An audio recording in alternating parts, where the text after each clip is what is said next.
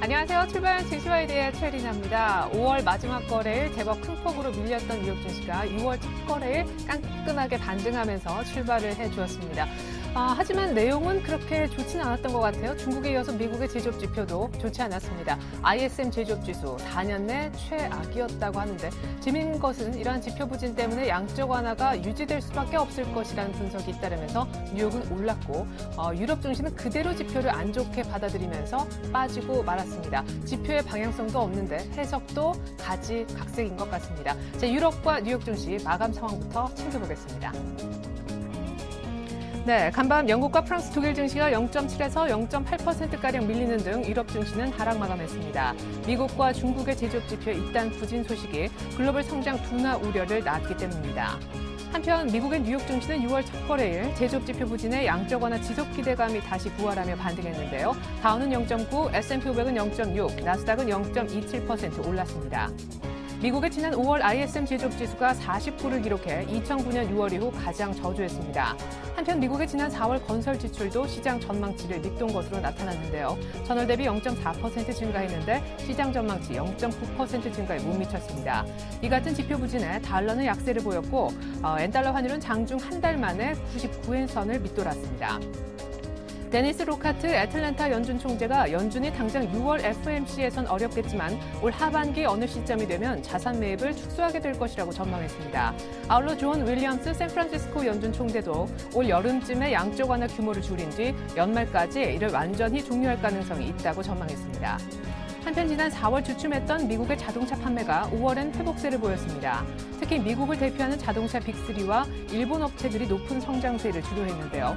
우리 현대기아차는 8%대 점유율은 유지했지만 전월에 비해서는 5개월 만에 판매량이 줄었습니다.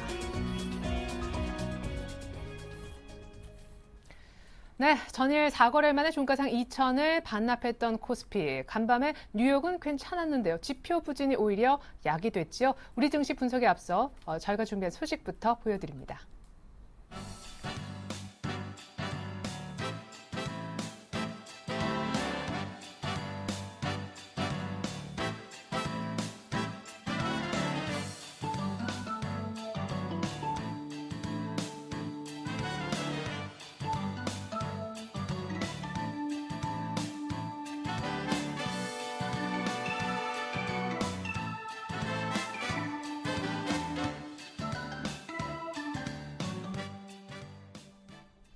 네, 개장 5분 전입니다. 시초가 공략주부터 알아보겠습니다. 메리츠 종금증권 강정원 부장님, 안녕하세요. 네, 안녕하세요. 네, 전일 시초가 공략 종목이었던 리노공업 AS부터 들어보겠습니다. 네, 리노공업 어제 시초가 43,000원에 출발했습니다. 장중에 2.4% 상승하다가 종가는 시초가 대비 마이너스 1%로 마감을 했습니다. 어제 리노공업 일단 코스닥 전체적으로 좀 밀리는 모습을 보여서 좀 밀리긴 했습니다만 헬스케어 사업의 본격화와 올해 실적 호전 기대감, 주택 밸류에이션은 5만 원까지는 볼 수 있다고 말씀드린 바 있는데 일단 코스닥 시장 상황을 봐야 되겠습니다만 46,000원에서 47,000원 목표가를 제시해드렸는데 45,000원대에서 일단 매도를 좀 하시는 게 좀 좋겠다는 좀 생각이 좀 듭니다. 그래서 목표가를 46,000원에서 47,000원 밴드를 드렸었는데 45,000원대 이상에서 일단 매도를 하고 종목을 좀 교체해보는 게 좋겠다 이렇게 좀 정리를 해드리도록 하겠습니다. 네, 결국은 보유 의견이셨지만 목표가를 45,000원 정도로 생각보단 조금 낮추어서 대응해줬으면 하는 바람 보여주셨습니다. 감사드리고요. 오늘 시초가 공략 종목이 LG 디스플레이라고 들었는데 이 추급이 굉장히 좋더라고요, 최근에. 네, 최근에 대형주들 추천을 해야 될 시점인 것 같습니다. 제가 네. 최근에 코스닥 개발주들 많이 추천했는데 이제는 IT 업종들 특히 대형주들의 매수세가 집중되는 모습을 보여서 오늘 LG 디스플레이를 준비했고요. LG 디스플레이는 아시다시피 OLED 사업이랑 플렉시블 디스플레이 기술 개발, LED 백라이트, LCD 시장 주도, 여러 가지 미래 디스플레이 기술을 선도하는 그런 회사라고 보시면 되겠고요. 투자 포인트는 세 가지 주시는데요. 첫 번째는 LG전자 펀더멘털 개선에 따른 수혜를 줄 수 있습니다. 올해 1분기에 LG전자 스마트폰과 LCD TV 판매량이 전년 대비 각각 110%와 13% 이상 증가하는 모습을 보였습니다. LG전자도 신고점을 좀 터치하는 그런 모습을 보였는데 LG전자 스마트폰과 LCD TV 시장 점유율은 각각 4.8%와 14.6%를 기록하면서 역사상 최고치를 기록했습니다. 모회사인 LG전자의 펀더멘탈 개선세가 LG 디스플레이의 실적에 아주 긍정적인 영향을 좀 미칠 것이다라는 전망을 좀 하고 있고요. 두 번째는 하반기의 기대감인데요. 3분기에 애플은 아이폰과 아이패드 미니의 신제품을 출시할 전망입니다. LG 디스플레이가 이 아이폰형 패널의 50%, 아이패드와 아이패드 미니의 패널의 70%를 공급하고 있습니다. 그래서 이 상반기에는 애플의 영업이익이 거의 제로 수준이었습니다만 이 하반기에 애플 신제품 런칭으로 인해서 애플 향의 영업이익이 크게 증가할 것으로 전망을 하고 있습니다. 이 4월달과 5월달 TV 패널 추가로 인해서 2분기 영업이익은 1분기 1,510억 대비해서 2배 이상 증가한 3,400억 대를 전망하고 있고 6월부터 이번 달이죠. 스마트폰 신제품 양산이 시작되면서 이 실적 개선에 대한 기대감이 주가에 반영될 것으로 전망하고 있습니다. 특히 대만 업체들의 공격적인 UD TV, 울트라 데피니션 TV라고 해서 일반 HDTV보다 해상도가 4배 높은 그런 TV를 말하는데 이 양산으로 인해서 생산성 저하, 수율 문제 등의 이슈가 좀 발생되면서 올 하반기에는 TV 패널 가격 상승이 예상되고 있다는 점입니다. 그래서 하반기에도 이 LG 디스플레이 실적이 아주 긍정적이다라고 보시면 되겠고요. 2분기와 3분기 전체적으로 1분기 대비해서 2배 이상, 3분기에도 40억대 영업이익을 전망하고 있는 상황입니다. 3분기에는 애플 신제품 출시 효과가 기존 제품의 가격 인하로 인한 볼륨 증가 효과를 예상하기 때문에 더더욱이나 실적이 개선될 것으로 기대되고 있고요. 올해 전 주가 밸류에이션을 한번 봐야 되는데 2013년 PBR 기준으로 한 PBR 100억 수준입니다. LG전자와 애플 신제품에 대한 실적 개선 기대감이 좀 있는데 특히 이제 LG 디스플레이는 PER로 밸류에이션을 설정하는 것보다는 ROE와 PBR을 같이 겸주어서 주가 밸류에이션을 좀 판단해봐야 되는데 2010년도 때 ROE가 10.9%였을 때 2013년 올해 예상 ROE는 10% 정도 지난 2010년과 비슷한 수준입니다. 그래서 그 당시에 PBR 1.3배를 적용했을 때 4만 원 이상대의 밸류에이션 매력이 있는 그런 상황이라고 보시면 되겠고요. 기관도 투신과 연기금 위주로 5월 27일부터 한 4일 연속 한 270만 개 주주 매수를 보이고 있는 부분 역시 이런 부분들을 투자 포인트로 제시하도록 하겠습니다. 네, PBR뿐만 아니라 ROE까지 같이 봤을 때는 한 4만 원 정도까지는 밸류에이션 매력이 있는 LG 디스플레이. 단기적으로 목표 가격은 어느 정도가 적정할까요? 네, 단기적으로 보더라도 대형주기 때문에 최근에는 대형주가 상승세가 워낙 좋기 때문에 삼성 SDI라든가 뭐 이런 자동차 업종들, 삼성전자 그런 측면이 있기 때문에 단기적으로 볼 수 있고 또 조금 시간이 걸릴 수 있겠습니다만 35,000원대까지는 봐드리겠고요. 손절가는 3만 원 하에서 손절가 대응하시기 바라겠습니다. 네, LG 디스플레이 시초가 공략주로 가격 설명까지 들어봤습니다. 강정훈 부장님 감사합니다. 네, 고맙습니다.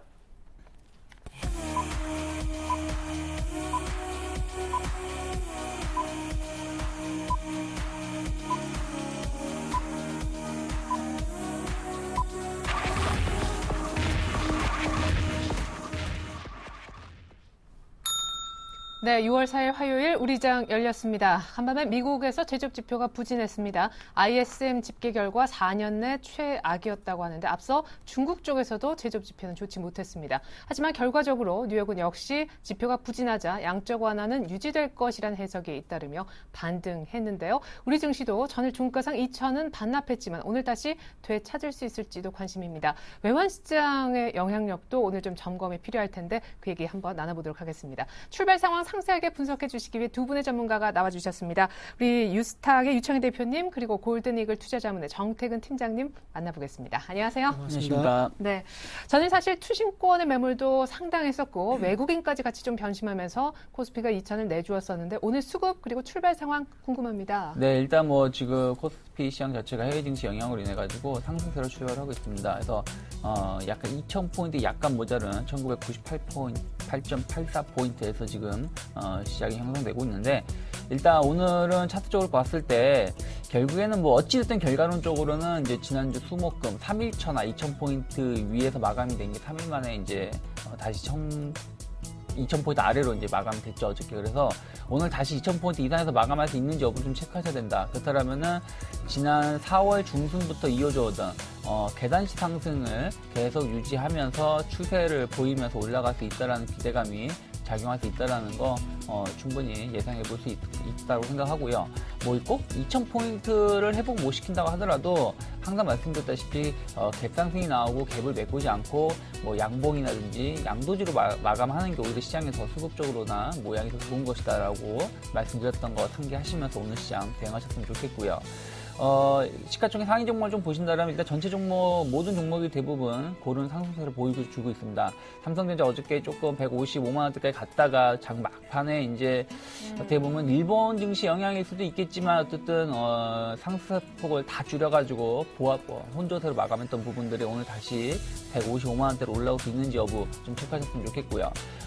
기타 이제 현대차라든지 기아차 모두 빨간색 상승세를 보여주면서 주가가 오르고 있고 특히 현대모비스가 더 강한 모습을 띠고 있다는 부분들 일단은 지금 먼저 28만원 9만원대까지 올라오고 나서 2주간 기간 조정 주고 나서 지금 상승세를 보여주고 있는 것이기 때문에 현대모비스가 29만원 이상에서 마감될 수 있는지 여부를 좀 체크하면서 오늘 시장 대응하셨으면 자동차 관련된 종목군들 대응하셨으면 좋겠고요. 기타 뭐 금융주라든지 IT, 뭐 화학주 모두 일단은 고르게 상승세를 보여주고 있다는 것이 특징이라고 볼 수 있겠고요. 수급을 보신다면 외국인 일단은 한 117억 정도 매도가 나오고 있습니다. 어찌됐든 이제 어저께하고 오늘 같은 경우는 좀 매도가 좀 나오고 있는데 뭐 요 정도 금액은 많은 금액은 아니다. 예전에 비해서는 그렇기 때문에 언제든지 매수로 전환될 수 있기 때문에 수급을 좀 보셨으면 좋겠고 무엇보다 어저께 지수가 좀 약세로 마감했음에도 불구하고 선물 쪽에서 외국인 1,700개 이상 매수가 들어오면서 마감됐다는 부분들 그렇다면 외국인들 시장 자체를 여전히 긍정적으로 보고 있다는 거 체크하시면서 대응하셨으면 좋겠습니다. 네. 자, 이번에는 일본 니케이 상황을 좀 보여드리고자 합니다. 전일 오후장에서 추가적으로 3% 중반 급락을 했었던 일본 니케이가요. 오늘 또 추가적으로 하락을 더합니다. 이제는 13,200 라인도 깼습니다. 0.5% 안팎의 오늘 갭 하락을 동반하고 있는 일본 니케이. 그도 그럴 것이 뉴욕 외환시장에서 엔달러 환율 100엔이 깨졌고 장중인 한 달 만에 99엔대까지도 붕괴됐다는 소식. 역시 엔저가 주춤하다 못해 엔화가 강세로 가나 하는 우려도 있는 것 같습니다. 일단 일본 니케이는 오늘 추가 하락하고 있다는 모습 전해드렸습니다. 이번에 코스닥의 출발 상황 역시 알아보겠습니다. 어제까지 나흘 연속 하락. 사실 역시 이제 양 매도가 걸린 것이 좀 악재였었는데 오늘 수급은 좀 좋습니까? 출발 상황은 어떤지요? 네, 일단 뭐 코스피와 마찬가지로 이제 상승 출발을 이제 하고 있습니다.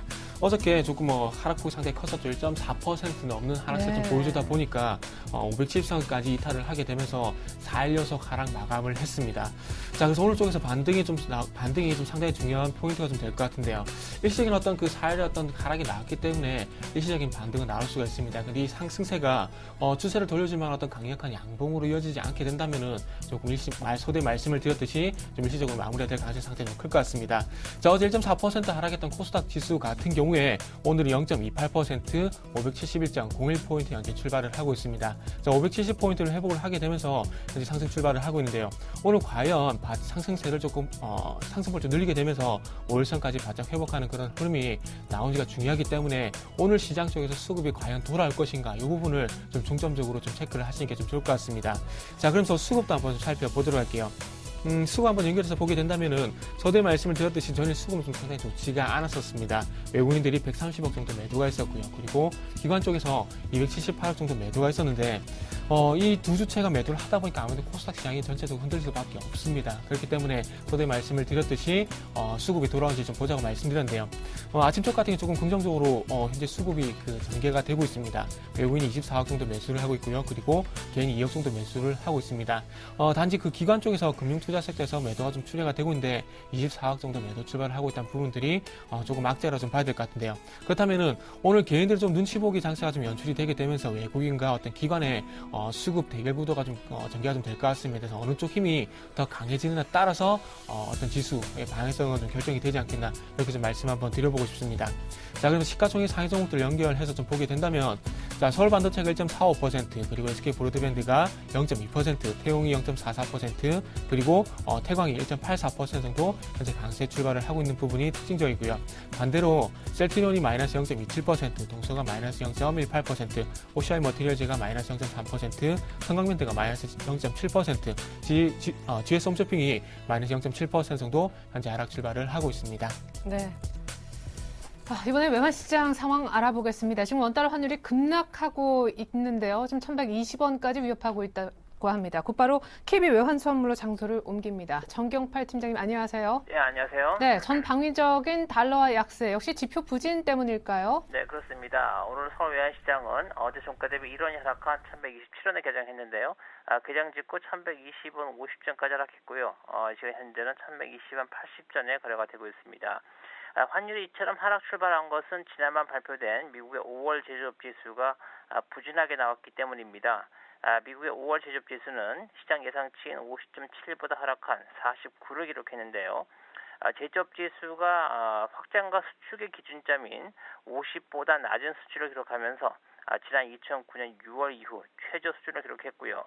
이는 곧바로 시장 참여자들에게 미 연준의 양적 완화 축소에 대한 우려가 완화되는 것으로 인식이 되면서 외환 시장에서는 글로벌 달러가 전통화 대비 약세를 보였고요.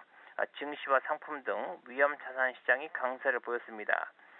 지난주 금요일장의 경우는 미국의 경제 지표가 호조를 보였음에도 불구하고 미 연준의 양적 완화 축소에 대한 우려 때문에 뉴욕 증시가 1% 이상 조정을 보였는데요. 지난 밤에는 미 경제 지표 부진과 함께 반대 현상이 나타나면서 시장은 이제 지표의 호조 유무에 따라서 미 연준의 출구 전략에 대한 기대치가 달라지는 현상이 강화되고 있고요. 이에 따라서 시장의 변동성 또한 커지고 있는 모습입니다. 글로벌 달러가 전통화 대비 약세를 보이는 가운데 가장 눈에 띄는 부분은 달러 엔의 하락인데요. 미 제조업 지표의 부진과 함께 마침내 100엔을 하향 돌파하면서 지난 밤에는 98.87엔까지 하락한 후에 반등하는 모습입니다. 호주 달러와 같은 상품 통화들의 경우는 중국 경제 지표의 부진으로 약세를 보여왔습니다만 이번 미 경제 지표의 부진을 계기로 차익 실현 반등하는 모습이고요. 원화와 같은 아시아 통화들의 강세 반등에 영향을 주는 모습입니다. 그러나 지금까지 현상만으로 달러화의 강세 기조가 꺾였다고 보기는 어렵고요. 최근 한 달간 미 연준의 통화 정책이 다른 나라 중앙은행들의 그것과 대비되면서 달러화의 강세 속도가 너무 빨랐기 때문에 이에 대한 차익 실현 조정이 나타난 것으로 보이고요. 제조업 지수의 부진에도 불구하고 이번 주 금요일에 발표되는 미국의 5월 고용 지표가 호조를 보일 경우에는 달러화는 다시 반등세를 재개할 수 있겠습니다. 달러 엔이 98엔대 후반에서 지지되는 모습이 나타나고 있고요. 이 때문에 달러 원 역시 현 수준에서의 추가 하락은 매우 제한적일 것으로 보고 있습니다. 네, 결국 이제 1,125원에서 크게 하락은 없을 것인데 미국의 고용 지표 주 후반에 잘 체크를 해봐야 될 것 같습니다. 잘 나오면 또다시 우리 원달러 기준으로도 올라갈 수 있겠네요. KB 외환선물 정경팔 팀장님의 분석이 있었습니다. 잘 들었습니다. 네, 감사합니다.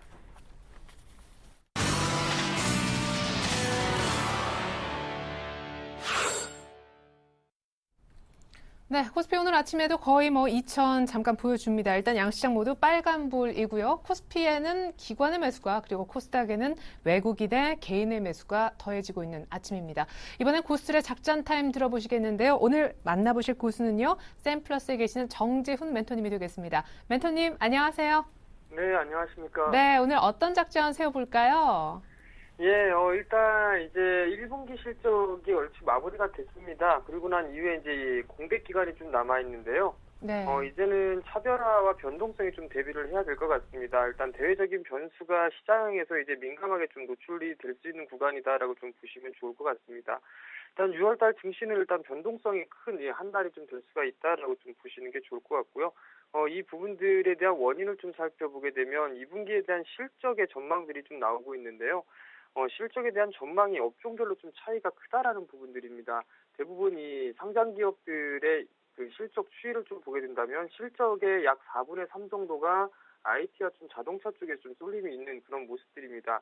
그렇기 때문에 일단 차별화를 좀 대비를 해야 된다라고 좀 말씀을 드리고 싶고요. 그뿐만이 아니라 코스닥 시장 같은 경우도 일단 IT 섹터와 연계가 되는 그런 부분들이 종목군들이 좀 많이 있는 상황들이기 때문에요. 일단 그 거래소 쪽 섹터도 좋지만 코스닥 섹터도 지금 현재 밀리고 있는 그런 구간들이지만 고정시에는 좀 매수 관점으로 좀 봐야 된다라고 좀 말씀을 드리고 싶습니다. 최근에 시장이 많이 흔들리는 그런 모습들이 좀 나타나고 있기 때문에 시장에 대해 좀 불안한 그런 생각들을 좀 많이들 하실 겁니다. 지수에 대한 변동성은 크겠지만 하락 부분들은 좀 제한적이다라고 좀 보시는 게 좋을 것 같습니다. 지수를 기준으로 놓고 보게 된다면 약 1940에서 2070포인트 정도의 밴드권역 내에서 6월달 시장은 좀 흐름이 지속되지 않겠느냐라고 좀 보고 있고요. 코스닥 시장 같은 경우는 6월 한 달 동안에는 560포인트 정도에서 600포인트 정도까지 일단 밴드를 좀 열어두고 대응을 하는 게 좋겠다라고 좀 말씀을 드리도록 하겠습니다.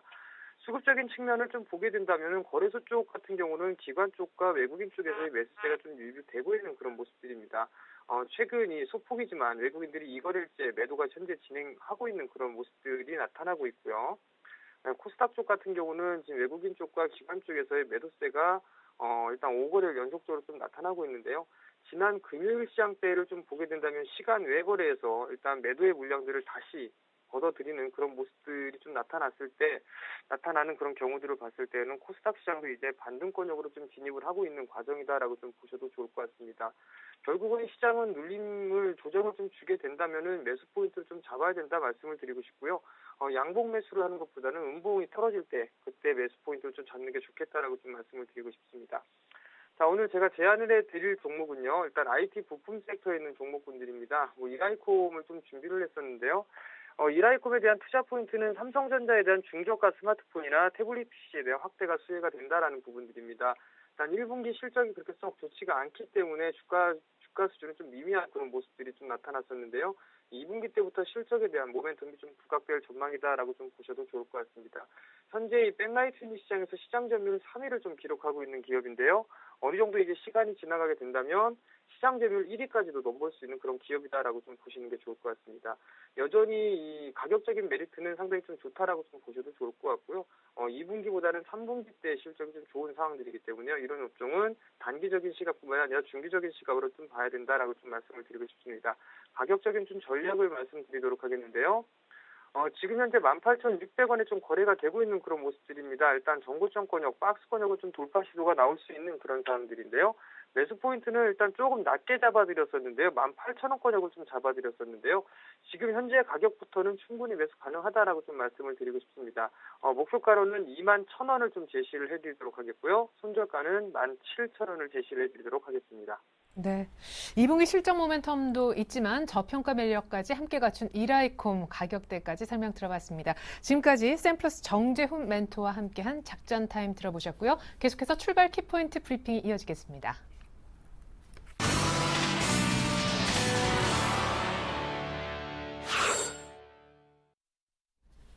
네, 투신권도 사는 아침입니다. 연기금도 동반 매수, 기관 중심으로 코스피가 거의 2천이 지금 만들어지고 있는 상황이고요. 코스닥은 또 역시 외국인이 기관보다 먼저 컴백을 한 상황이 되겠습니다. 이제 거래소 코스닥 내부로 들어가서 특징적인 종목들 챙겨보겠습니다. 오늘 뉴욕 외환에서부터 예고가 됐었죠. 엔저 주춤거린다. 오늘 자동차주 어떤지 궁금합니다. 조선도 함께 강세라고요. 네, 저는 전체적 자동차 조선주 강세를 좀 띄고 있는데 일단 자동차 관련된 종목군 아까도 말씀드렸지만 현대차, 기아차, 쌍용차, 현대모비스, 부품업체까지 다 포함을 해서 전부 다 상승세를 좀 보여주고 있다는 부분들.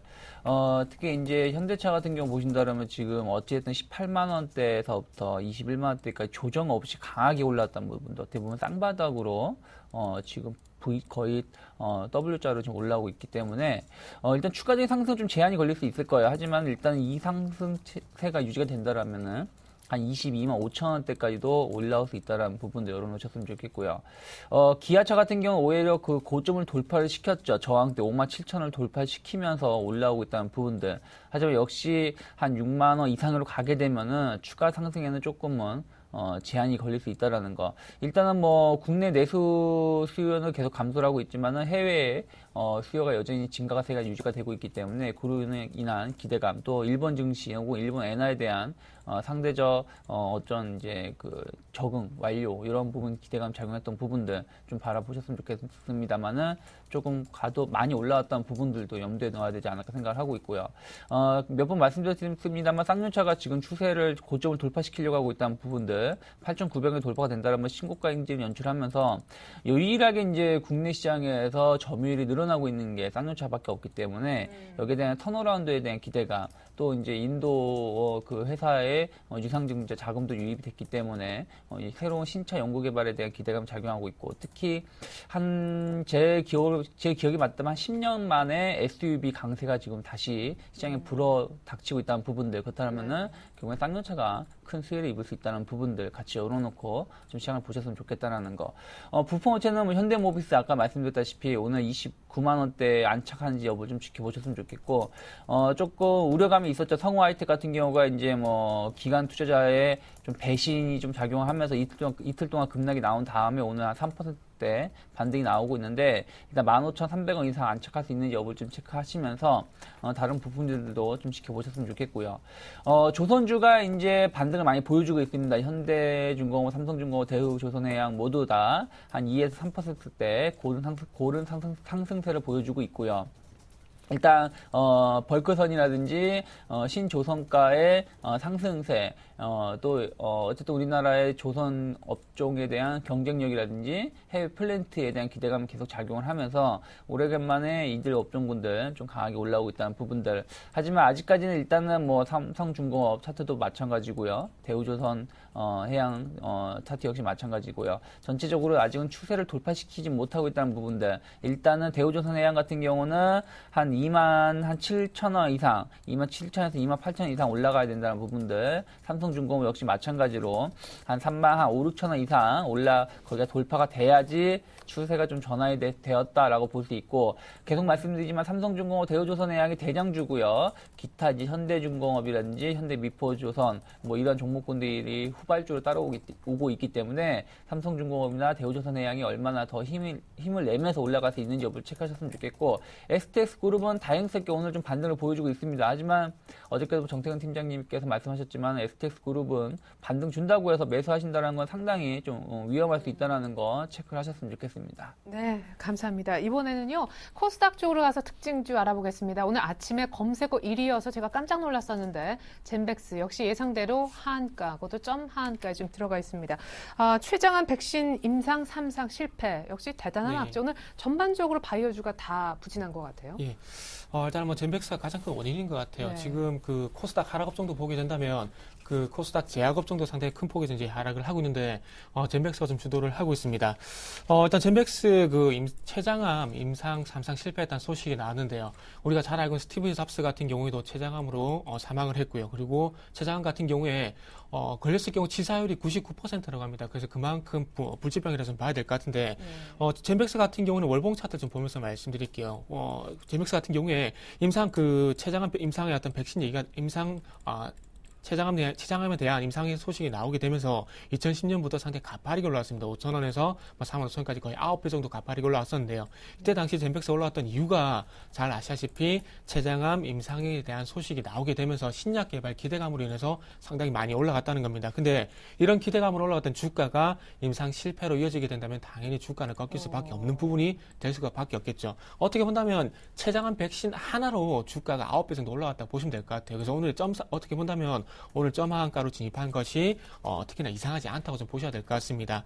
자, 향후에 그 어떤 효과가 결론적으로 효과가 없다는 얘기가 나왔는데 뭐 이런 얘기가 좀 이런 얘기가 좀 지속이 되고 어떤 다시 한번 임상에 대한 얘기가 나오지 않는다면은 추세를 단기간에 좀 돌리긴 힘들지 않겠나 생각을 하고 있습니다. 그래서 갖고 계신 분들은 갖고 계신 분들 좀 팔 수 있을까요? 좀 그 부분이 더 걱정이 되는데, 이거는 만약 팔 수만 있다면은 제가 보기엔 파는 게 가장 최선의 방법일 것 같아요. 근데 지금 점 하한가에 진입을 했기 때문에 팔기는 정말 힘들 것 같습니다. 진짜 하한가 잔량 한번 좀 보도록 할게요. 지금 하한가 잔량 보게 된다면 420만 주입니다. 그렇다면은 이 점 하한가 420만 정도 잔량이 쌓였다는 건 어떻게 본다면 한 이틀 정도는 더 하한가에 진입을 할 가능성이 좀 상당히 크다고 좀 봐야 될 것 같습니다. 너도 나도 지금 현재 지금 그 점한까지 내놓고 있다 보셔야 될 것 같은데, 한 가지 더 조심해야 될 부분은 어떤 것이냐면은 소위 말하는 그 점한가에서 또 이제 그 하한가 따라잡기 이런 부분도 있는데, 그걸 하신 분들 분명히 좀 계실 거예요. 그런 부분은 절대 위험하니까 하지 말라고 좀 말씀드리고요. 그리고 팔 수 있다면은 조금 최대한 좀 파는 게 좀 좋지 않겠나 생각을 하고 있습니다. 자, 젠백스 오늘 하한가에 점한가에 진입을 했는데, 자, 최근에 셀트리온도 마찬가지로 급락을 했었죠. 그다음 셀트리온 차트를 보면서 좀 예를 들어볼게요. 자, 셀트리온 같은 경우에 지금 보시면 아시겠지만, 자, 거의 하한가가 3일 동안 상황 진행이 됐었습니다. 그렇다면은 셀트리온이 최근에 이렇게 급락을 했었던 어떤 사례를 보게 된다면은 젠백스도 마찬가지 하신 이틀에서 3일 정도 급락은 추가적으로 나올 가능성이 상당히 크다, 이렇게 좀 볼 수가 있을 것 같습니다. 그렇기 때문에 젠백스는 좀 불가피하게 추가적인 하락이 좀 예상이 되기 때문에 좀 손실이 크다고 하더라도 팔 수만 있다면 좀 무조건 파는 게 좋을 것 같습니다. 그래서 지금은 어쨌든 팔 수 없다는 부분들을 알면서도 이런 말씀드린 거 좀 죄송하지만 어쨌든 팔 수 있다면 좀 파는 게 좀 좋지 않겠는 생각을 하고 있고요. 셀트리온 같은 경우는 긍정적인 소식이 나왔습니다. 오늘 4% 하락을 하고 있는데 어떤 부분이냐면 일단 그 램시마에 대한 어떤 유럽 판매 허가가 이루어지게 되면서 유럽 승인이 마무리가 됐습니다. 그래서 지난번에 한번 코스닥 얘기를 할 때 유럽 판매가 좀 한 6개월 정도 밀릴 것이라는 얘기가 나오면서 조금 하락을 하고 있다고 말씀드렸었는데 최근에 아무래도 조금 반등을 준 이유가 램시마 유럽 판매 허가 이 부분 때문에 좀 올라간 것 같아요. 근데 젠백스라는 어떤 커다란 임상 실패라는 악재 때문에 조금 셀트리온도 영향을 좀 받는 것 같습니다. 그래서 이런 그 일시적인 후폭풍이 좀 끝나고 난다면 셀트리온 좀 기대를 해봐도 되지 않겠나 생각을 하고 있고요. 그래서 지금 램시마뿐만 아니라 두 번째 소식도 나왔는데요. 일단 러시아에서 나온 유방암 항체 치료제인 허셉틴의 바이오시밀레관제 임상 3상에 성공을 했습니다. 그렇다면 좀 있으면 조만간 어떤 상용화에 대한 얘기가 좀 나올 것 같은데요. 자, 일단은 바이오 업체들은 좀 이렇게 보시면 될 것 같아요. 신약 개발을 한다, 그리고 이제 임상이 들어간다, 그리고 마지막 최종적으로 뭐가 되어야 되겠습니까? 상용화가 되고 어떤 약품이 출시가 되고 매출로 이어져야지 주가가 우상향을 할 수 있겠죠. 그래서 젠백스는 일시적으로 이 연결고리가 좀 끊어졌다 보시면 될 것 같아요. 이 연결고리가 이어지기 전까지는 위험하니까 접근하지 마시고요. 하지만 셀트리온 같은 경우에 좀 전에 말씀드렸듯이 이런 후폭풍이 지나가게 된다면은 아무래도 추가적인 반등은 좀 나오지 않겠는 생각을 하고 있습니다. 자, 그런 기대감을 해서 오늘 좀 반등을 주는 종목도 한 종목이 있는데 안국약품이라는 회사가 있습니다. 지금 아침 쪽에서 신약에 대해서 어떤 미국이라든지 유럽 시장 어떤 진출 기대감으로 현재 큰 폭의 현재 상승을 하고 있는데요.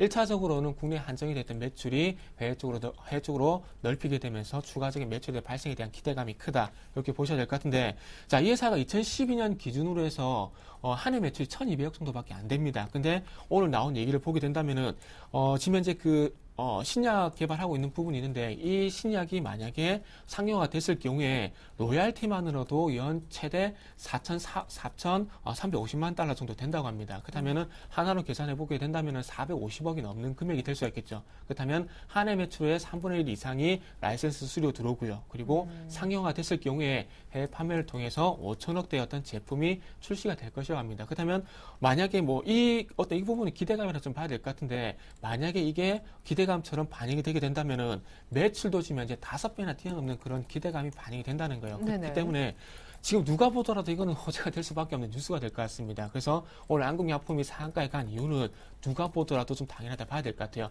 1,000억 원대 매출 회사가 5천억대, 그러니까 5배 매출 성장세가 예상이 되는데 상한가라든지 그리고 급등이 나오지 않는 건 좀 이상하다고 도리어 이상하다고 좀 봐야 될 것 같아요. 그리고 안국약품 같은 경우에는 정근당이라든지 유한양 이런 회사에 비해서 상당히 소형 제약사이기 때문에 이런 뉴스거리도 상당히 큰 호재가 될 수 있다는 부분들을 조금 인식하시는 게 좋을 것 같아요. 그래서 지금의 어떤 상승세는 어떤 기대감이기 때문에 이 기대감이 단기적으로 이어질 수 있겠지만은 마찬가지로 이 기대감은 일시적으로도 마무리될 가능성이 있기 때문에 회사를 어떤 길게 보고 접근하신다면은 지금 접근하신 것보다는 차라리 이 기대감이 소멸하고 난 이후에 좀 장기적인 안목으로 좀 접근하시는 게 제가 보기엔 좀 나을 것 같습니다. 네, 오늘 아침에 서희건설이 상한가에 들어갔습니다. 이유 지금 분석 나오는 걸 보면요, 연간 30만 킬로와트 전력 생산한다라는 소식 때문이라는데 최근에 전력 관련해서 테마, 스마트 그리드 테마 또 오늘 아침에 어떻게 움직이는지 서희건설과 함께 좀 빠르게 보죠. 네, 서희건설 같은 경우 방금 공부를 해주셨듯이 전력 생산에 대한 그 어떤 모멘텀이 되고 있는데요. 네. 어떤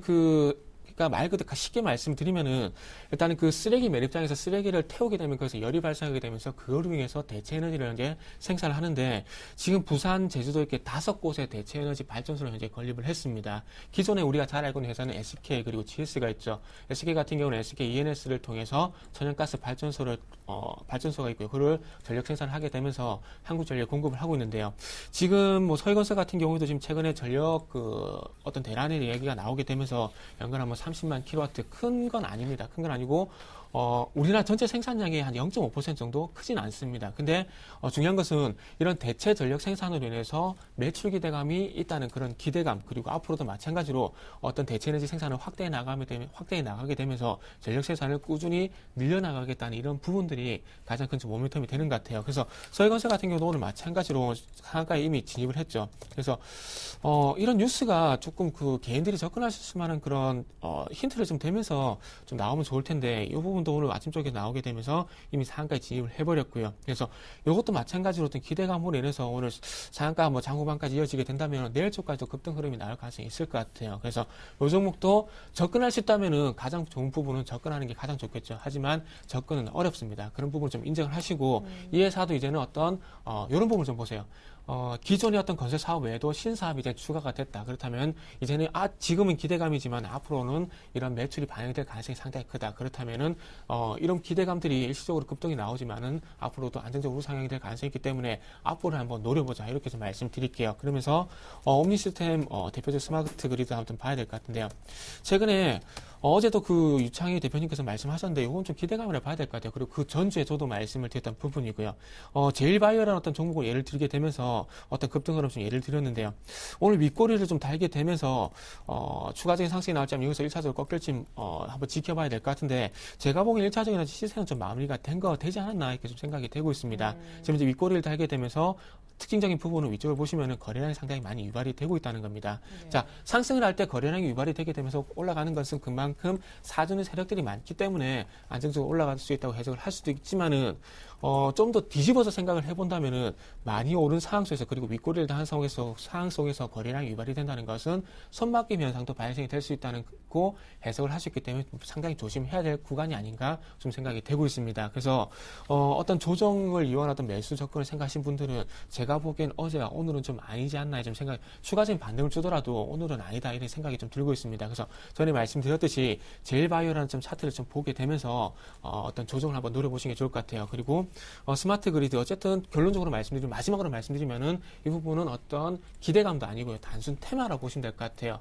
뭐 방산 테마 이런 부분도 있듯이 네. 단순한 테마니까 너무 크게 신경 쓰실 필요는 없다. 그리고 기술적으로 어떤 시세가 마무리가 된다면 이것도 제자리를 찾아갈 것이기 때문에 어쨌든 조심해야 될 필요는 있다는 부분도 좀 덧붙여 보도록 하겠습니다. 네.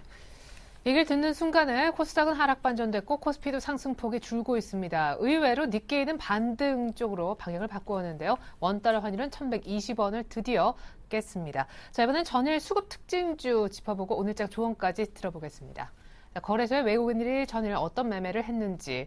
네, 전일 한 100억 정도, 아주 많이는 아니었지만 순매도, 변심한 날이었죠. 많이 매도한 쪽은 왼편에 보여지고 있고요. 그래도 매수한 쪽은 여전히 삼성전자, SK하이닉스, 그 외 자동차와 코덱스 200이었습니다. 이어서 전일 기관의 거래소 매매 상위 종목 정리해봤습니다. 역시 하루가 다르게 샀다 팔았다 마음 못 정하는 기관인데요. 어제 산 종목이 좀 특징적입니다. 오늘 좀 강세를 띠는 주선주 가운데 아까 대장이라고 분석해 주셨던 삼성중공업, 대우조선해양 이미 전일 기관은 담았고요. 2차전지 최근에 바람 불고 있죠. LG화학도 담았고 그밖에 삼성물산 그리고 기관은 하이닉스 말고 LG 디스플레이를 담고 있는 게 계속해서 포착이 되고 있네요. 추가적인 분석 들어보겠습니다. 네, 일단 외국인 같은 경우는 일단 실적 대비해서 혹은 실적이 생각보다는 잘 나오는 자동차 관련된 종목군들 매수를 좀 했던 부분들, 특히 또 IT 관련해서 삼성전자하고 하이닉스 결국에는 이제 스마트폰 관련해서 믿을 게 요거밖에 없다라는 인식이 있는 것 같아요. 그래서 이들 종목군들 매수 좀 하고 있다라는 거. 특히 삼성전자는 워낙에 올해 많이 팔았죠, 연초에. 그러다 보니까 지금 일단 계속 매수가 좀 들어오고 있는 것이 좀 특징이라 볼 수 있고, 다만 이제 이러한 매수가 주가를 강하게 끌어올리지 못하고 있다라는 거 좀 한번 상기해 보셨으면 좋겠고요. 네. 기관 같은 경우는 일단은 경기 민감주 쪽에 좀 포커스를 맞춘 것 같아요. 그러면서 약간은 실적이 개선될 수 있다는 기대감 작용하는 종목군들, 삼성중공업, LG디스플레이, 대우조선해양 모두 마찬가지고요.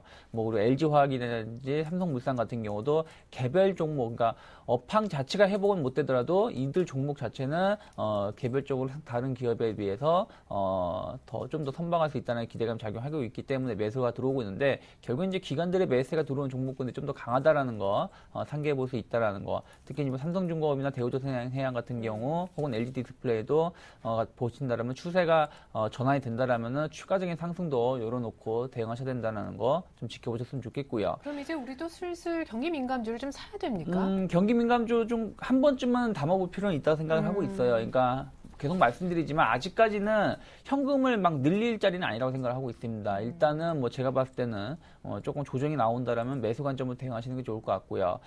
하지만 일단은 외국인 수급이 더 중요하지 않나 생각을 하고 있습니다. 물론 수익률 게임만 본다라면은 기관들의 매수를 따라가야 되겠지만은 외국인 자체가 지금 5월 15일, 그러니까 5월 옵션 만기일 이후부터 어쨌든 순매수로 전환이 되고 있는 상황에서 6월 두 거래 해외 증시가 안 좋다 보니까 약간 순매도 약간 소폭의 매도가 나오고 있는데 하지만 선물시장 쪽에서는 여전히 외국인들이 긍정적인 수급을 보여주고 있다는 부분도 오늘은 좀 비록 매도가 나오고 있지만 그렇다면 일단 외국인 수급 자체가 변하지 않는다라면 시장 자체는 해외 증시가 빠진다고 하더라도 우리나라 빠지는 게 덜 빠질 거고 혹은 해외 증시가 괜찮게 나오면 우리나라가 좀 더 강하게 치고 나갈 수 있다라는 거 체크를 해볼 수 있지 않을까 생각을 하고 있기 때문에 6월 초는 일단 외국인의 심리 혹은 외국인 수급을 좀 지켜봐 볼 필요가 있지 않을까 생각을 하고 있습니다. 네, 감사합니다. 이번에는요, 전일 코스닥의 수급 특징주 확인하고 역시 정 팀장님의 조언도 들어보겠습니다.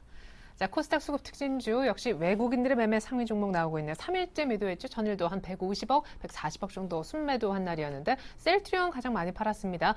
파트론도 어제 급락했었는데 외국인이 좀 물량을 내놨던 것 같아요. 매수한 종목은 위메이드 수량이 아주 많았습니다. 자, 이어서 기관의 매매 상위 종목 역시 정리해 보면요. 나흘째 매도했죠. 하루도 앞서 매도를 시작했던 기관입니다. 물론 오늘 아침 조금 여전히 매도하고 있긴 한데 가장 많이 매수한 종목은 자동차 변속기 부품 쪽 만드는 3기 오토모티브였고요. 오늘 한가가 있는 BIEMT도 전일 반도체 쪽이었는데 기관은 두 번째로 담았던 모양입니다. 무엇보다 이 모든 것을 압도할 정도의 매도 물량을 내놓았던 것은 CJ ENM이었죠. 전일 5% 급락을 기관이 시켰던 모양입니다. 분석 더 들어보죠. 네, 일단 외국인 쪽 매도 섹터부터 좀 보게 된다면은 뭐 셀트리온, 다음 SM, GS홈쇼핑 일단 코스닥 내에서 좀 시가총액 상위 종목들 쪽으로 좀 매도가 나왔다는 게 좀 특징적이라 봐야 될 것 같고요. 그리고 최근에 LED 관련주라든지 반도체 관련주들이 상당히 좀 부각이 되고 있는데 실리콘웍스가 매수상이 올라갔다는 부분도 특징이라 봐야 될 것 같습니다. 실리콘웍스 같은 경우는 LED 그리고 반대쪽으로 봤을 때 LG전자, LG 디스플레이였던 납품업체이기 때문에 좀 주목을 해봐야 될 필요가 있지 않겠나 생각을 하고 있고요. BIEMT 같은 경우는 어저께는 급등을 했고 오늘은 또 급락을 해버리는 그런 반대 현상이 좀 발생이 되고 있는데 상당히 기관 속도 오락가락 좀 하는 것 같습니다. 그리고 기관 매수 상위 종목 중에 한 가지 특징적인 종목이 3기 오토모티브라는 종목이 있어요. 이게 상당히 특징적인데 시가총액 790억 정도의 상당히 스몰캡입니다. 근데 이 회사가 변속기 부품 회사인데요. 대표적으로 그 변속기 업체가 DIC라는 회사가 있어요. 근데 그 회사 외에 변속기 부품 저도 상당히 좀 생소한 회사인데 이 회사가 지금 이제 이유를 좀 보게 되니까 이 회사가 지금 변속기 부품을 DIC를 통해서 현대차에 이제 납품을 하고 있는데 지금 그 국내 한정이 된 것이 아니라 그 폭스바겐에 납품을 하게 되면서 단기 순이익이 100% 넘는 증가를 했습니다. 그래서 어저께 그 급하게 기관들이 상당히 좀 매수가 들어간 것 같아요. 이 리포트 좀 뒤늦게 좀 반영이 되면서 그래서 상당히 좀 특징적인데 그 이전까지는 조금 잡주라고 해야 될까요? 조금 안 좋은 그런 주가 흐름이었는데 이런 부분 좀 반영이 되는 것 같습니다. 그래서 일시적으로 기관의 매수가 집중이 될 가능성이 있기 때문에 집중이 될 가능성이 좀 있을 것 같아요. 그래서 단기간에 어떤 그 추세가 위쪽으로 올려줄 가능성이 있기 때문에 한번 참고해 보시는 것도 좀 좋을 것 같아요. 자, 마지막으로 제가 드리고 싶은 한마디는요. 560포인트가 만약에 이탈하게 된다면은 가격 조정에 대한 부분들도 좀 불가피하지 않겠나 좀 생각을 하고 있습니다. 저 같은 경우에 뭐 반도체 그리고 LGD 같은 어떤 IT 부품이라든지 게임주 같은 경우에 상당히 좋게 보고 있다고 말씀드렸는데 중요한 것은 이 섹터가 어저께 매도가 나오게 되면서 코스닥시장이 같이 내려앉았습니다. 그렇다면은 시장과 연관성이 있다는 얘기인데요. 그렇다면 저가 매수에 나서더라도 560포인트, 지금의 560과 그리고 575% 사이의 어떤 눌림목 구간을 지켜줘야지 접근이 가능하다는 얘기가 좀 결론이 좀 나올 수 있을 것 같아요. 그렇기 때문에 코스닥은 575포인트를 무너지게 되면서 일시적으로 어떤 빨간불이 일단 들어왔습니다. 그렇기 때문에 제가 생각할 때 이제는 지켜줘야 될 자리가 560포인트가 되지 않겠나 생각을 하고 있는데 이번 주는 아무래도 560포인트를 지켜줄 것인가를 좀 체크를 하셨으면 좋겠습니다. 네, 감사합니다. 이로써 유청희 대표님, 정태근 팀장님의 조언까지 들어봤습니다. 출발 상황 분석 도와주셨는데 두 분과는 인사 나누겠습니다. 감사합니다. 감사합니다.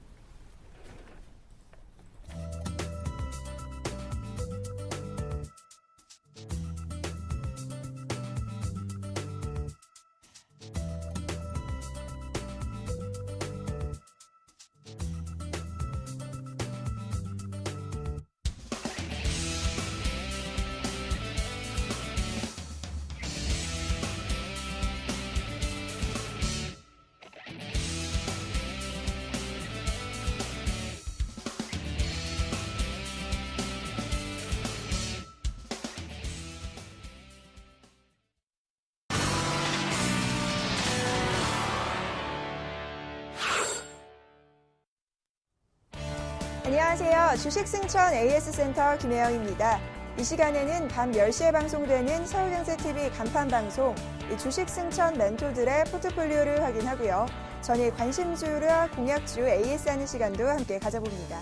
자, 먼저 전일 월요일에는 신창한 멘토와 양순모 멘토가 포트 대결을 펼쳤습니다. 먼저 신창한 멘토의 포트폴리오 확인합니다. 네, 포스코가 마이너스 3%입니다. 이어서 LG화학이 3%, 삼성 SDI가 2%, 대우건설 역시 2%대의 수익률입니다. 의견은 모두 보유하자라는 의견 살펴주셨습니다. 자, 이어서 양순모 멘토의 포트폴리오도 확인합니다. 현재 두 자릿대의 수는 KCS 12%대의 수익률입니다. 가장 높은 수익률이고요. 이어서 한미반도체가 8%, 하림홀딩스는 0.6%, 실리콘웍스는 오늘 신규 편입된 종목입니다. 자, 이어서 다음은 어제 출연자들의 오늘장 승천주를 확인하는 시간입니다. 전일에는 양순모 멘토만이 신규 관심주를 제시했는데요. 2분기 매출과 영업이익이 확대될 것으로 기대감이 되고 있는 실리콘웍스를 추천해 주셨습니다. 자, 매수가는 24,500원, 목표가는 3만원, 손절가는 22,000원입니다. 자, 그럼 실리콘웍스의 현재가 흐름부터 체크해 봅니다.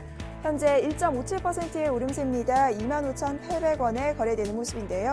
저희가 오늘 양순모 멘토님 전화 연결해서 이 신규 종목에 관한 대응 전략 살펴보겠습니다. 안녕하세요, 멘토님. 네, 안녕하십니까. 양순모입니다. 네, 실리콘웍스 오늘장에서 어떻게 대응해야 할지 대응안 살펴주시죠.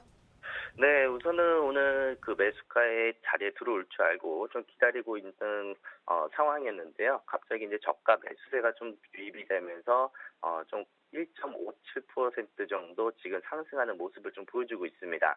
일단 어제 제가 주식 승차에서 이야기해드렸던 거와 동일하게 일단 전략은 변함이 없는데요.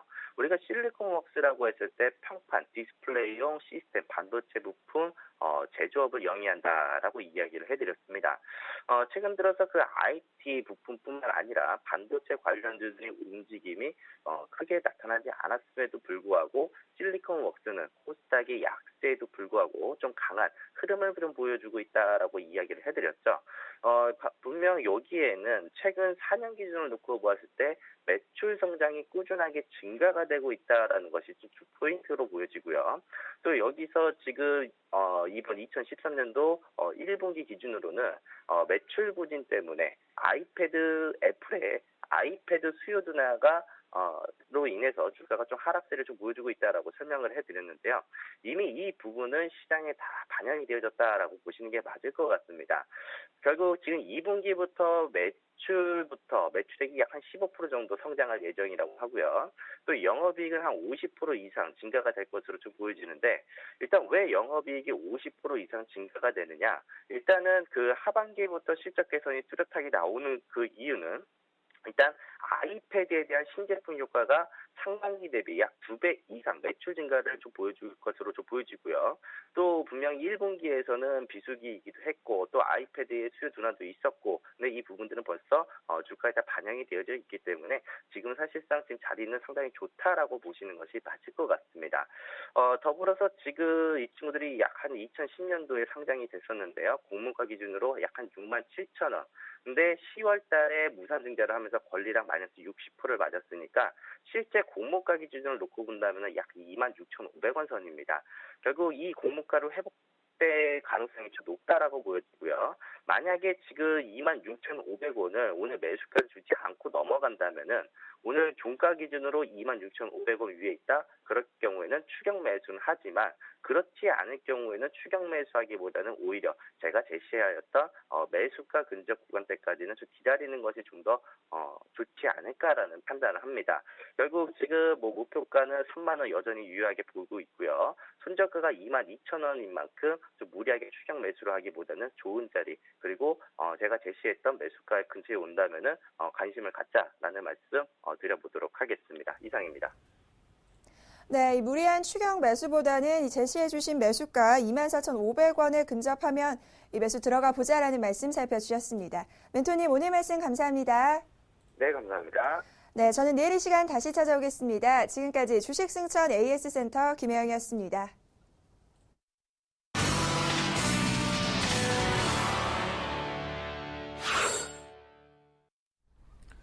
네, 코스피는 2천 회복 시도하다가 지금 상승폭을 많이 줄여놓은 그런 상황이고요. 안타깝게도 코스닥은 5일 연속 밀리고 있습니다. 일본 니케이가 지금 다시금 하락 반전하면서 13,200라인 전후로 오늘 방향성을 못 잡고 있습니다. 이번엔 글로벌 이슈 속 숨겨진 의미 알아보겠는데요. IM투자증권으로 가서 김동섭 이사님 만나보겠습니다. 안녕하세요. 네, 안녕하세요. 네, 지표 부진으로 달러가 간밤 전방위적으로 약세를 띄었는데 이러다 보니까 금값도 온스당 1,400불을 일단은 회복을 시켜 놓았습니다. 루비니 교수는 골드러시가 끝났다면서 2015년도 말 정도 되면 금값이 온스당 1,000불을 깰 거다 이런 전망을 했네요. 온스당 1,000불이 깨질 것인지는 좀 지켜봐야 되겠지만요. 네. 지금 시장에 풀린 돈하고 양적 완화가 만약에 혹시 종료가 된다 그러면은 그 시장의 불확실성은 굉장히 커지거든요. 또 시장이 돈이 많이 풀리게 되면 지금은 인플레이션이 1.2% 정도 되고 있지만 결국에 2%가 넘어서 인플레이션이 상당히 강해질 수 있다는 거죠. 이런 부분들을 생각한다 그러면 사실 루비니 교수가 생각한 것처럼 온스당 1,000달러로 내려가는 것은 쉽지 않을 것으로 저는 판단하고 있고요. 루비니 같은 경우는 이제 위기감이 낮아지면서 계속해서 경기가 살아나게 되면은 금을 팔을 수밖에 없다. 그렇게 되면은 금값은 당연히 떨어진다라는 부분이고요. 지금 시장의 모습이 인플레이션이 계속 낮아지고 있기 때문에 인플레이션이 낮아지게 되면은 안전자산 선호가 약해진다라는 거고요. 또 계속해서 그 주식이라든가 배당 수동은 좋아지고 있는 반면에 금은 사실 어떻게 보면 투자 가치가 떨어지고 있다. 뭐 이런 부분이 있고요. 또 채무가 많은 정부가 채무를 갚기 위해서 보유금을 팔게 되면 금값이 떨어질 거다 이렇게 얘기하는데 제가 볼 때는 인플레이션이 올라가게 되면 당연히 금 가격이 상당히 뛸 것이다라는 생각을 해야 된다라고 보여지고 있고요. 지금 당장은 인플레이션이 낮은 상태지만 제가 볼 때는 인플레이션은 조만간 유동성에 의해서 상당히 좀 올라갈 수 있다라는 부분을 생각하는 게 더 적절하지 않느냐. 또 시장에서 보시면 실물에 있는 골드바라든가 이런 것들이 지금 거의 물량이 없습니다. 이런 걸 본다 그러면 지금은 오히려 매수의 적기고 추가적 상승을 바라봐야지 여기서 더 떨어질 거라고 생각하는 것은 뭔가 오류가 있지 않나 이렇게 판단하고 있습니다. 네. 자, 그리고 재미있는 내용이 파이낸셜 타임즈 통해서 보도가 된 것 같더라고요. 유로존 관련된 얘기인데 이유가 긴축의 종언을 선언한 것 같지만 사실상 지금 긴축을 무기한 연장시킨 거지 끝난 게 아니다. 유럽은 결국 긴축하게 될 거다. 이런 내용이 파이낸셜 타임즈 통해서 보도됐다고요. 제가 볼 때는 유로존의 긴축은 다시 돌아오기 힘들어요. 만약에 성장 쪽으로 가게 되면요. 사람의 심리하고 똑같습니다. 돈 있고 배부르게 먹고 배가 따뜻해지면은 어떻게 합니까? 사람이 눕고 싶어지죠. 한번 누우면 일어나기 싫어지는 게 시장의 모습인데요. 제가 왜 이런 말씀드리냐면 긴축으로 오전다가 너무 힘들다가 지금 긴축을 풀으면 성장 쪽의 방향을 잡아주는 그런 상황이 돼서 경제가 살아나는 모습이 돌아온다면 누가 긴축으로 다시 돌아가려 하겠느냐. 이 말을 드리고자 그런 말씀을 드렸는데요. 제가 볼 때는 성장 쪽으로 방향을 잡는다면 긴축으로 돌아가기 쉽지 않다라는 거죠. 다만 그 파이널 타임즈가 얘기하는 것은 뭐냐면 긴축 완화 시장을 2년을 연장해주면서 시장에서 원했던 성장 고용에 대한 구조 개혁을 해라라는 얘기 이 자체가 어떻게 보면은 긴축의 연장선이다라고 생각을 하는 것 같습니다. 그래서 제가 볼 때는 이번에 만약 긴축을 접게 되면은 성장 쪽의 방향을 상당히 끌고 갈 수밖에 없기 때문에 긴축으로 다시 돌아오는데도 엄청난 시간이 걸릴 거다. 1, 2년 사이에 돌아오기는 거의 힘들 거다라고 보는 게 더 정확하지 않나 판단하고 있습니다. 네. 이런 가운데 22 통화정책 회의를 앞두고 마리오 드라기 총재가 유로존은 경제 회복 단계에 있다라는 언급을 했습니다. 추가 부양 의지를 굉장히 강력하게 지난달 회의를 통해서 보내줬던 드라기 총재인데 뭐 입장이 달라진 건 아니겠죠? 지금은 좀 걱정되는 게 뭐냐면 엔달러가 지금 100엔이 무너졌거든요. 예. 이 100엔이 무너져서 더 밑으로 빨리 내려오는 속도가 빨라지게 되면은 입장이 변할 수도 있습니다. 왜 그러냐면 지금 유로존이 이제 성장 쪽으로 계속 진행이 되는 과정 속에서 가장 문제가 된 게 뭐냐면 이 엔화의 약세로 인해서 유로화가 약세로 못 가고 강세로 진입했던 부분이 시장에 상당히 좀 어려움으로 작용했고 그것이 유로존 침체를 더 가속화시키는 그런 상황이었기 때문에 지금 엔화가 더 내려오게 된다면 약간 변화는 생길 수가 있습니다. 그렇지만 한 5년 동안 어떤 정책을 펴면서 정책 실패가 났기 때문에 바로 전환되진 않겠죠. 그러나 어쨌든 시장에는 엔화 약세에 대한 부분을 아마 지켜보면서 이번 금융통화위원회를 아마 거기에 대한 결과를 좀 끄집어내지 않겠느냐라는 생각을 해봐야 될 것 같고요. 그렇지만 마리오 드라기 총재 입장으로서는 추가적인 경기 회복을 좀 빠르게 진행하기 위해서는 현재로서는 경기 정책을 추가적으로 진행을 해야 되지 않나 이렇게 판단하고 있습니다. 예. 자, 이제 지금 좀 전 세계 금융시장이 쉽지 않게 흘러간다는 생각이 듭니다. 옛날에는 이제 우리만 못 가고 어떤 방향성은 굉장히 글로벌 시장은 일정했다라는 느낌이었는데 그렇지 못한 것 같아요. 일단 엔달러 환율도 의외로 지금 99엔대도 뉴욕 외환에서 깨졌다고 하고 니케이도 여기서도 말씀하신 대로 더 빠질 것 같고 우리 증시도 2000에 딱 걸려 있거든요. 어떤 전략이 필요할까요? 제가 볼 때는 엔화가 강세로 전환된다면 국내장은 결국 주가가 올라갑니다. 지금 오늘은 왜 내리는지를 모르겠습니다. 딱 있다면 선물에서 외국인들이 한 1850개 정도 매도를 하면서 지금 밀어내고 있는 그런 상황이거든요.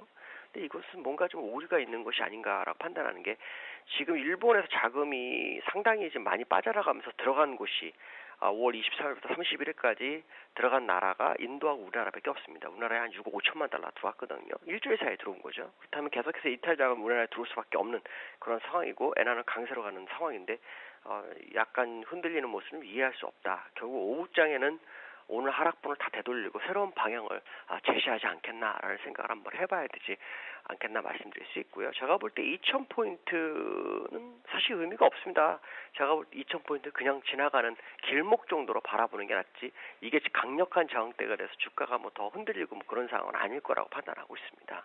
예, 감사합니다. 그리고 전일에도 경기 민감주 중심으로 비중 늘리는 것에 찬성한다 얘기해 주셨죠. 오늘 오후장에서 또한 상승 전환 기대해 보겠습니다. 김동섭 이사님 감사합니다. 네, 감사합니다. 네, 상승폭 확대겠네요. 자, 지금 1991포인트 정도로 상승폭을 좀 줄이고 있는 중이거든요. 거래소는 그렇고 코스닥은 안타깝게도 외국인들의 조심스러운 컴백으로는 플러스 전환이 힘들어 보입니다. 잠깐 플러스였는데 코스닥 꺾였거든요. 잠시 전에 2부로 다시 오겠습니다. 고맙습니다.